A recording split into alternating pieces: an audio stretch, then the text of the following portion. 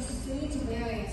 My name is Ahmed Abdullah Sharif, and I am thrilled to be standing here today as a candidate for junior school captain. I have had the pleasure of being part of our school community for 7 years now, and during that time, I've been actively involved in the AIS Sports Academy through sports. I have learned the importance of leadership, teamwork, and setting a positive example for others. Balancing my school life with other activities has taught me valuable skills in transport and dedicated. Today I stand before you with promise. I will try my best to make the 2024-25 school year the best year at AIS.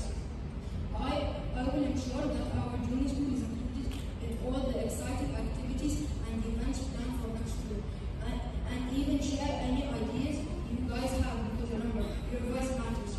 I have so many ideas, I can't wait to share. Some of these include ice blocks to cool us down on hot days, more fun and better competitions with exciting prizes to be won, longer breaks and indoor football in the summer months, and excursions to new places which we can nominate and vote for.